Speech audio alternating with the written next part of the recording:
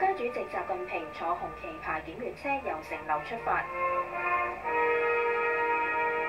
奏乐部队准备完毕，请您检阅。开始。是。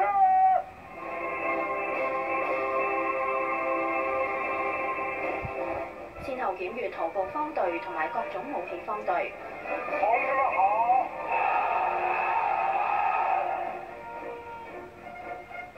同志們辛苦了。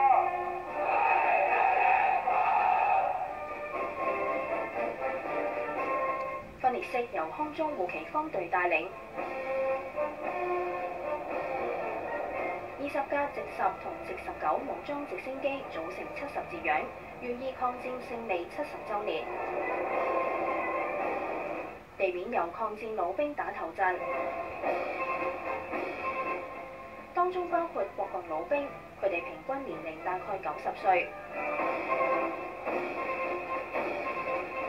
習近平站立向佢哋揮手。三軍儀仗隊第一次有女隊員喺閱兵亮相。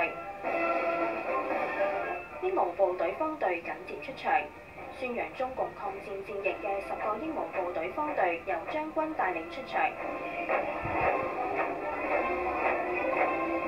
17個國家，包括俄羅斯、柬埔寨、古巴等方隊同埋代表隊，先後接受檢閱。裝備方隊最先出場嘅係陸戰王牌99A 主戰坦克，紅箭10反坦克導彈能夠精確打擊地面目標。多款導彈先後亮相，包括被稱為航母殺手嘅東風21D 反艦彈道導彈，同埋射程可達美國嘅東風5B 洲際戰略核導彈。官方宣傳係維護國家主權嘅武器。可以攜帶空地導彈嘅翼龍 GJ1 無人機，同埋具有隱身能力嘅高空遠程偵察無人機 B-K005 先後接受檢閱。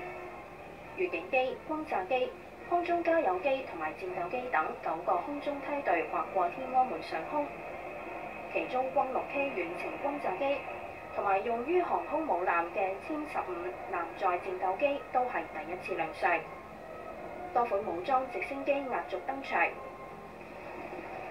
最後大會放和平鴿同埋氣球，為閱兵畫上句號。